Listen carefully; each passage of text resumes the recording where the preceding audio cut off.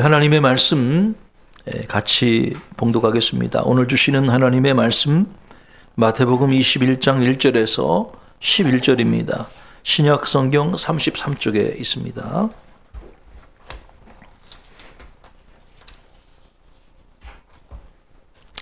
찾으신 줄로 알고 한 절씩 교독하겠습니다. 그들이 예루살렘에 가까이 가서 감람산 벳바게에 이르렀을 때 예수께서 두 제자를 보내시며 이르시되 너희는 맞은편 마을로 가라. 그리하면 곧 매인 나귀와 나귀 새끼가 함께 있는 것을 보리니 풀어 내게로 끌고 오라. 만일 누가 무슨 말을 하거든 주가 쓰시겠다 하라. 그리하면 즉시 보내리라 하시니 이는 선지자를 통하여 하신 말씀을 이루려 하심이라. 일렀으되 시온 딸에게 이르기를 내 왕이 내게 임하나니 그는 겸손하여 나귀 곧 멍에 매는 짐승의 새끼를 탔도다 하라 하였느니라. 제자들이 가서 예수께서 명하신 대로 하여 나귀와 나귀 새끼를 끌고 와서 자기들의 겉옷을 그 위에 얹음에 예수께서 그 위에 타시니 무리의 대다수는 그들의 겉옷을 길에 펴고 다른 이들은 나뭇가지를 베어 길에 펴고 앞에서 가고 뒤에서 따르는 무리가 소리 높여 이르되 호산나 다윗의 자손이여 찬송하리로다. 주의 이름으로 오시는 이여 가장 높은 곳에서 호산나 하더라. 예수께서 예루살렘에 들어가시니 온 성이 소동하여 이르되 이는 누구냐 하거늘 같이 읽겠습니다. 무리가 이르되 갈릴리 나사렛에서 나온 선지자 예수라 하니라. 아멘.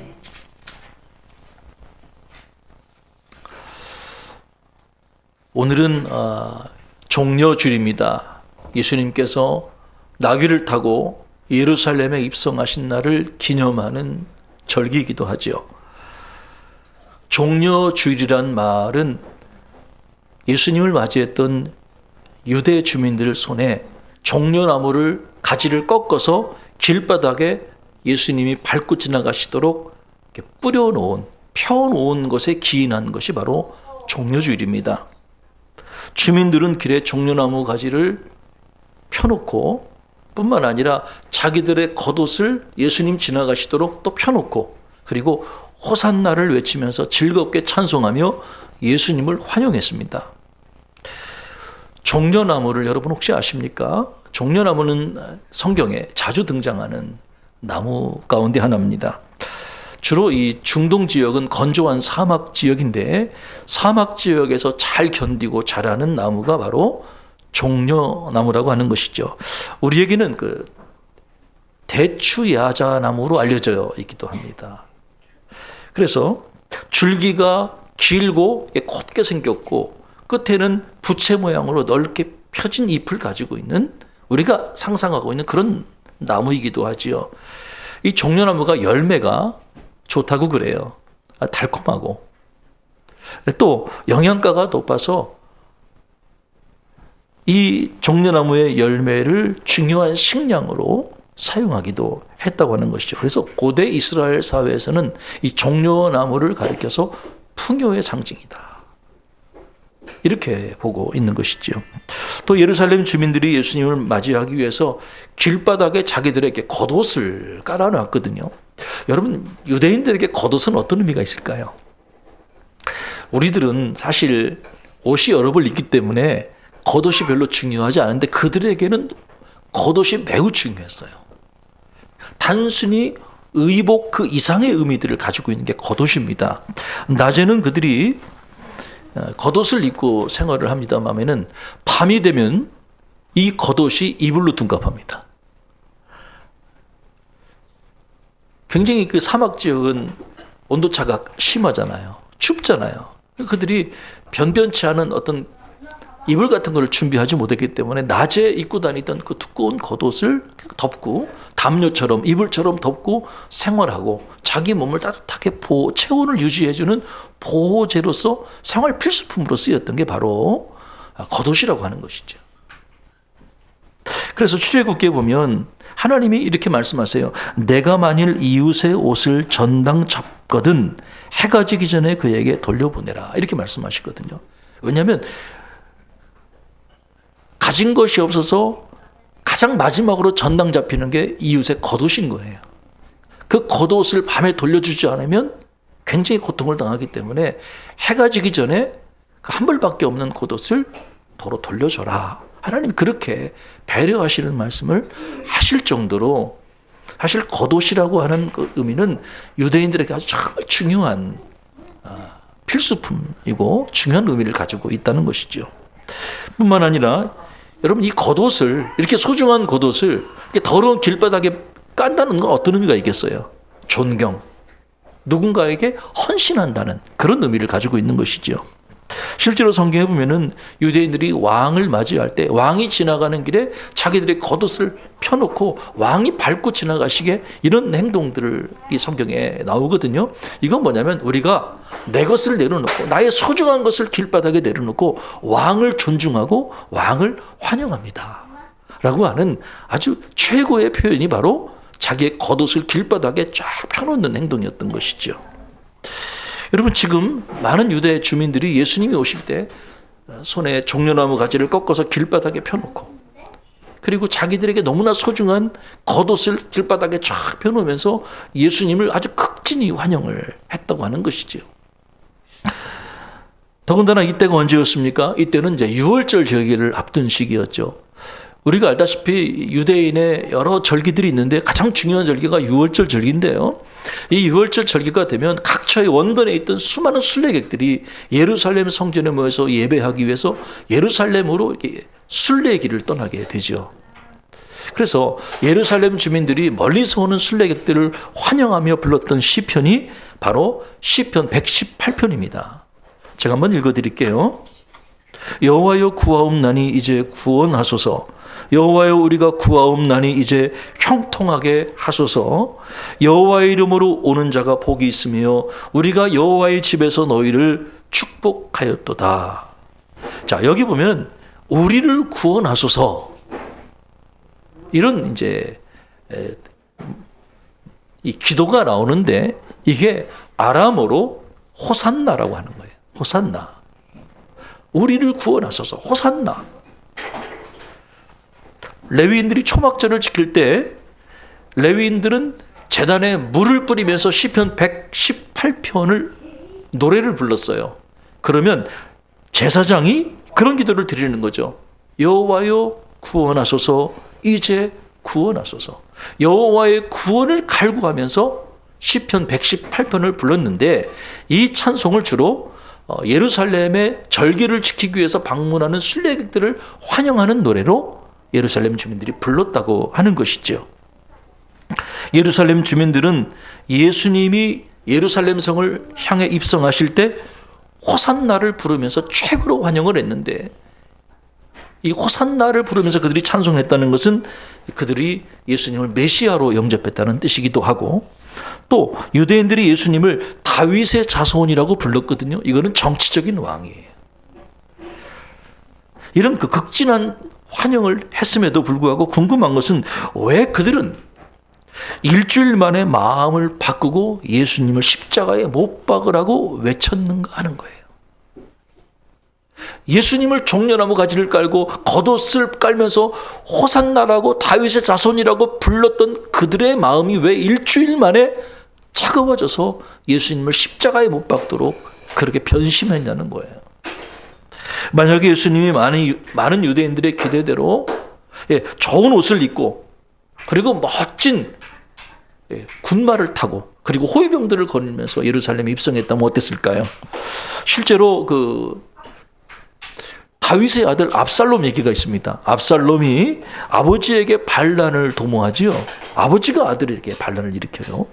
그때 압살롬이 주민들의 마음을 얻기 위해서 몇 가지를 한 것 가운데 하나가 그런 거거든요. 성문 어귀에다가 자기를 위해 병거를 준비하고 말들을 준비하고 그리고 호위병 50명을 자기 앞에 쫙 깔아놓고 백성들의 마음을 유혹하고 도적질하게 됐다고 하는 것이지요. 그러나 다윗의 후손으로 오시는 예수님은 어떠한 모습으로 왔습니까? 사람들의 마음을 움직이고 사람들의 마음을 현혹하기 위해서 멋진 군마를 타고 오신 게 아니라고 하는 거예요. 아주 낮고 낮은 모습으로. 나귀, 성경에 보면 나귀, 그것도 아직 한 번도 사람을 태워보지 않은 나귀 새끼를 타고 예수님께서 예루살렘 성에 입성하셨다고 하는 거죠. 생각해 보십시다.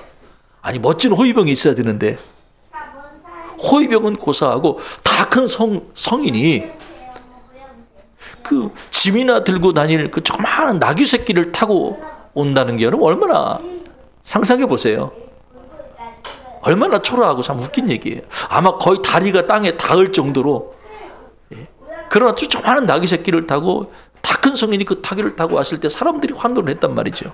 참 어떻게 보면 조화롭지 못한 우스운 모습이기도 하지요.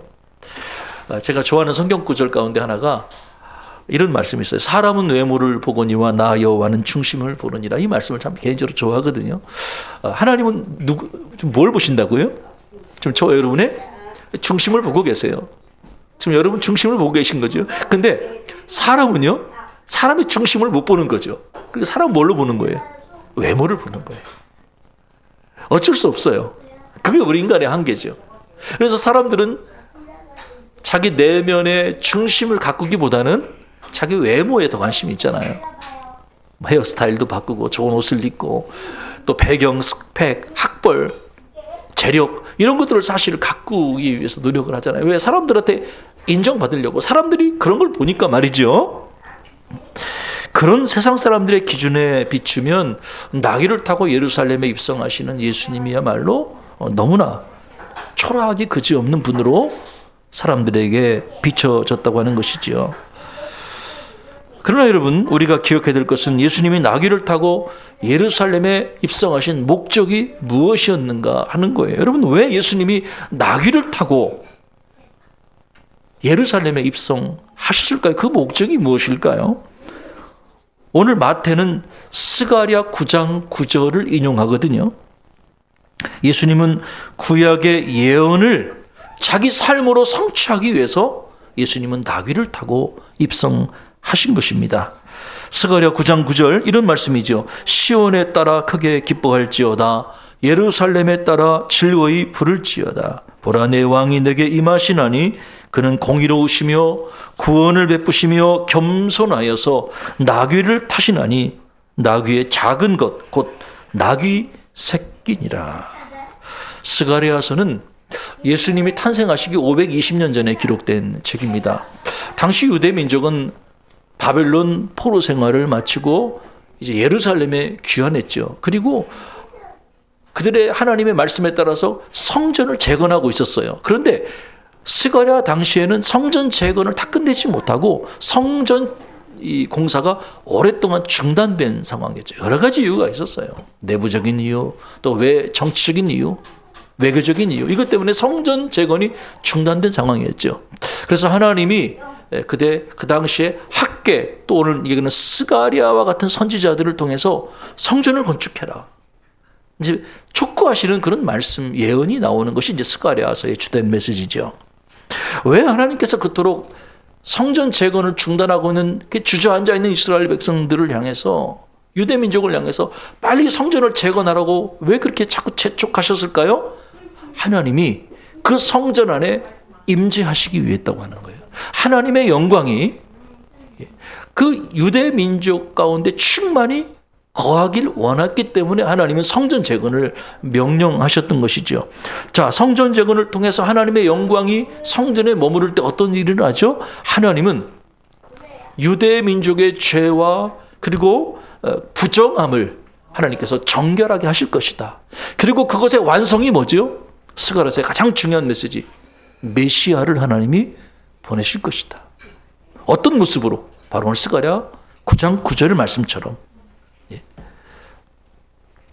하나님은 스가랴 선지자를 통해 장차 메시아를 하나님께서 예루살렘에 보내실 것이라고 예언하신 것이죠. 이것이 스가랴서의 가장 중요한 목적이었어요.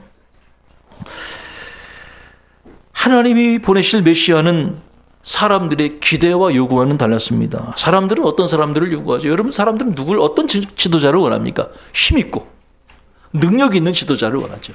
어려움을 척척척 해결할 수 있는 그런 지도자를 원하죠. 그런데 놀랍게도 하나님이 장차 보내실 메시아는 세상 사람들의 요구와는 달랐다고 하는 거예요. 그분은 공의로우시고 구원을 이루시며 겸손하여서 나귀 중에서도 사람을 한 번도 태워보지 않은 나귀 새끼를 타고 오시는 메시아를 보내시겠다고 예언해 주신 것이지요. 비록 세상 사람들이 볼 때는 가난과 나약함을 상징하는 나귀지만 예수님은 그런 초라한 나귀를 타고 예루살렘에 입성하셨어요. 왜? 그것이 바로 하나님의 말씀을 이루는 길이었기 때문이라는 것이죠. 예수님이 힘이 없거나 능력이 없어서 나귀를 타신 것이 아니라 예수님은 겸손하셔서 하나님의 말씀, 하나님의 약속을 이루실 메시아로 이 세상에 오신 것입니다.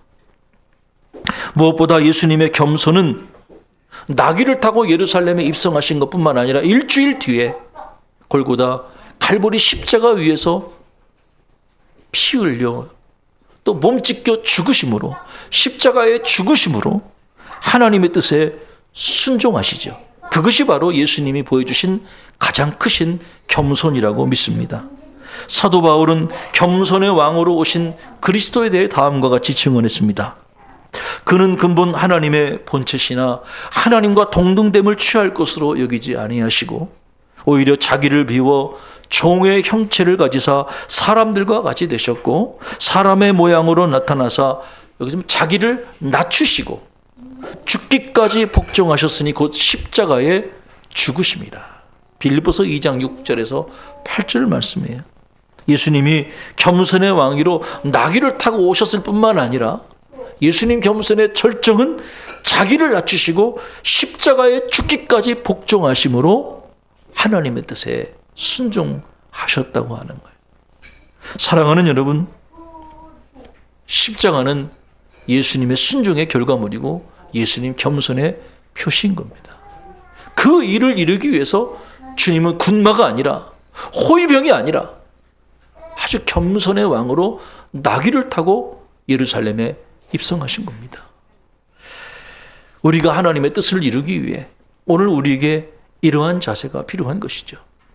주님이 겸손으로 십자가를 지셨던 것처럼 오늘 저와 여러분도 겸손으로 주님의 뜻에 순종하는 삶을 살아야 하는 것입니다.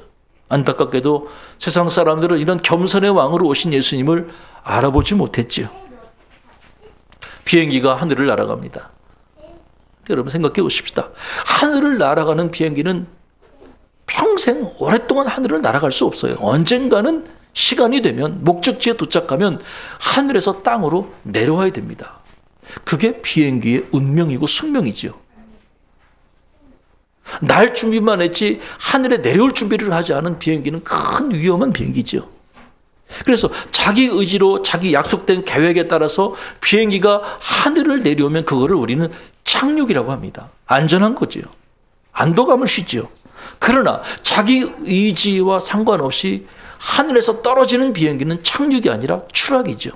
이거는 불상사인 겁니다. 우리의 삶도 비행과 크게 다르지 않다고 생각해요. 우리는 때가 되면 하나님이 올라갈 기회를 주시면 올라가는 것이 우리 인생이죠. 그러나 여러분 기억하셔야 될 것은 우리 인생이 영원히 하늘에 올라가 있을 수만 없다고 하는 거예요. 언젠가 때가 되면 우리는 땅 밑으로 착륙해야 된다고 하는 거예요. 그 지혜로운 사람은 자기가 올라갈 때를 알고 그리고 자기가 내려갈 수 있는 기회가 있을 때 땅 밑으로 욕심을 내려놓고 착륙해야 하는 것이죠. 그렇지 않으면 추락하는 인생이 되고 마는 거예요. 인생의 정점에 이르렀을 때 내려오지 못하고 욕심을 내려놓지 못하면 우리는 파괴되고 추락하는 인생, 나뿐만 아니라 다른 사람들에게 피해를 주는 인생이 되고 마는 것이죠.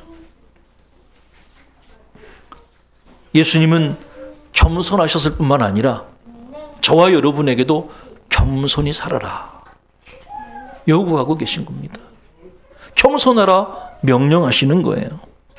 오늘 본문에 보니까 예수님이 예루살렘에 가까이 이르렀을 때 두 제자를 부르시잖아요. 두 제자를 부르시고 무엇을 명하셨죠? 저 건너편 마을로 가라. 그러면 거기에 메인 나귀가 있을 것이고 그 옆에 나귀 새끼가 있을 것이다. 너는 그것들을 풀어서 내게 끌고 와라. 만약에 그 나귀의 주인이 왜 그걸 끌고 가냐고 물어보거든. 뭐라고 말하고 그랬어요? 주가 쓰시겠다 하라. 그러면 풀어줄 것이다.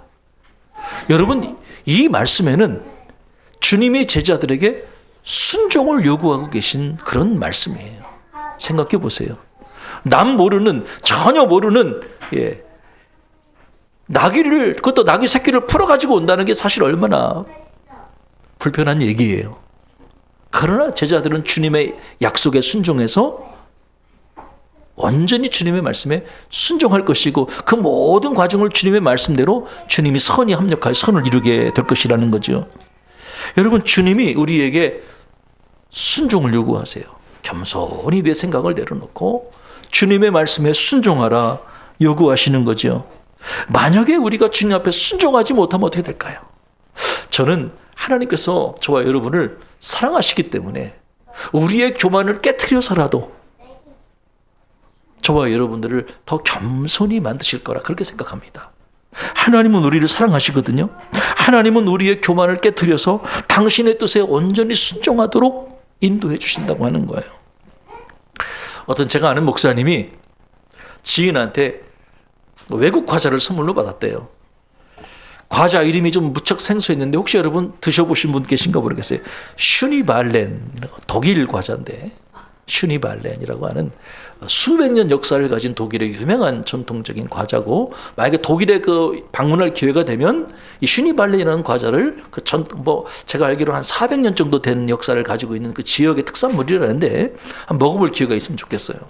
그런데 이 희귀한 과자를 이 목사님이 이제 먹기 위해서 과자를 딱 뜯어봤는데 과자 속에 아주 딱딱한 과자, 코코넛처럼 딱딱한 과자들이 이렇게 들어있었고 그 안에 조그마한 설명서가 들어가 있었대요. 그리고 그 설명서에는 순서대로 따라서 과자를 먹어라. 순서를 꼭 지켜서 과자를 먹어야 제맛을 느낄 수도 있다. 그런 이제 설명서가 들어가 있어요. 그리고 특이한 것은 과자 봉지 안에 한쪽에 망치가 들어가 있었다는 거예요. 웬 망치? 아니, 과자를 먹는데 왜 망치가 필요하지? 호기심 반 재미 반으로 이 목사님이 거기에 기록된 순서에 따라서 설명서대로 과자를 먹기 시작했다고 하는 거죠. 자, 순서는 이랬대요. 자, 포장지를 펼쳐놓고 그 위에 과자를 놓고 과자를 포장지 위에 어떤 식탁이나 아니면 도마 위에 올려놓고 망치로 막 두들기는 과자를 막.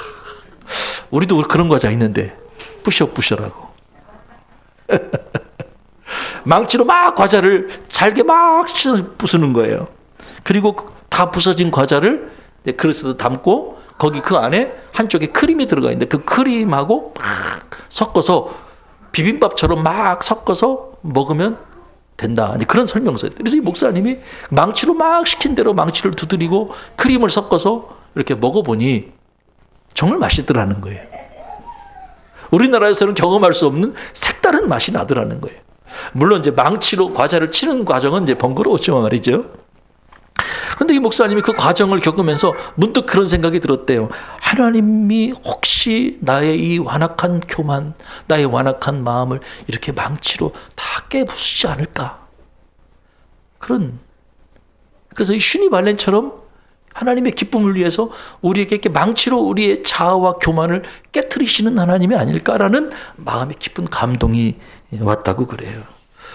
여러분 어떠십니까? 제가 과자 얘기를 했습니다만 정말 우리가 하나님의 기쁨이 되기 위해서 우리의 딱딱한 자아, 길가에 그 뿌려진 씨, 마태복음 10장에 나오는 그 길가밭이라는 게 얼마나 딱딱해요. 이게 부들부들한 땅이 아니라 사람들이 막 발자국이 있고 걷고 그리고 소가 지나가고 그래서 아주 겉표면이 아주 딱딱해서 잘 들어가지 않는 그런 그 딱딱한 우리의 마음밭을 하나님께서 망치로 막 두드려서 우리의 교만을 두드리시고 우리의 못된 자아를 다 때려서 부들부들한 심령으로 바꾸시는 과정이 있다고 하는 거예요. 교만을 내려놓고 우리가 겸손히 하나님만 바라보고, 주님, 저는 이제 하나님으로 인해 기뻐합니다라고 고백할 때까지 하나님이 우리를 망치로 막 두들겨서 우리의 못된 교만을 부수는 과정이 있다고 하는 거예요. 예수님이 예루살렘에 들어가시는 목적은 십자가를 지시고 저와 여러분을 구원하시기 위해서입니다. 예수님이 예루살렘에 입성하시고 일주일 만에 십자가에 달려 죽으셨잖아요. 얼마나 무기력합니까? 아니, 무슨 그런 왕이 있어. 명령하고 다스리고 통치하고 군대를 이끌고 로마와 싸우는 왕이 아니라 무기력한 모습으로 낙이 타고 와서, 그리고 뭐 성전을 청결하고 막 바리새인과 종교인과 싸우다가 결국에는 미움을 받고 십자가에 달려 무기력한 모습으로 죽는 그 예수님이 어떻게 우리의 왕이 될 수 있어? 그러나 겉으로 볼 때는 무기력한 왕처럼 보였지만 그것이 바로 주님이 스가랴 선지자의 예언을 자신의 삶으로 이루는 과정이었고, 하나님의 구원 역사를 십자가의 죽음으로 이루는 과정이었음을 우리는 기억해야 한다고 하는 거예요. 여러분, 정말 어떤 것이 힘입니까? 겉으로 볼 때는 무기력하지만 예수님 안에는 내면의 힘이 있었던 거예요. 뭐죠? 하나님의 뜻을 이루기 위해 자신의 삶을 절제하고 자기가 가진 힘을 사용하지 않고 끝까지 온전히 한 가지 목표에 집중하는 것. 십자가를 지고 우리를 구원해야 된다는 그 한 가지 목적에 집중하며 자신의 마음을 다스리고 언어를 다스리고 혀를 다스리고 생각을 다스리며 온전히 십자가의 길을 걸으셨던 그 힘이야말로 주님이 가진 내면의 힘이고 겸손의 힘인 줄로 믿습니다. 우리는 그 주님을 기억해야 되는 거예요. 아무런 목적 없이 산탄처럼 연발하는 총이 아니라 정확한 목적, 하나님의 뜻을 이루기 위해서 우리의 삶을 절제하고 혀를 절제하고 생각을 절제 분별하며 정말 주님이 주신 사명을 이루기 위해 허리를 굽힐 수 있는 용기와 힘을 주님으로부터 구해야 하는 것이죠. 그것은 우리의 힘으로 되는 게 아니에요. 주님이 우리를 붙들어 주셔야 되는 거죠. 연약한 우리를 붙들어 주시고 우리에게 순종할 수 있는 힘을 주셔야 한다는 것입니다. 겸손하신 주님을 바라보고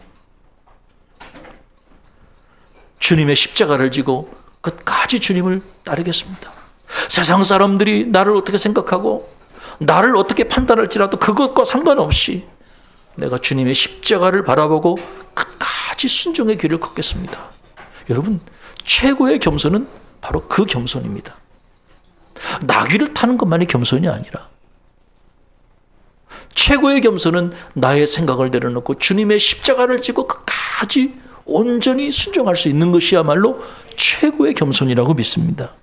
이번 한 주간 고난주간을 맞아서 저와 여러분이 내려놔야 되고 부서뜨려야 될 교만이 무엇일까요?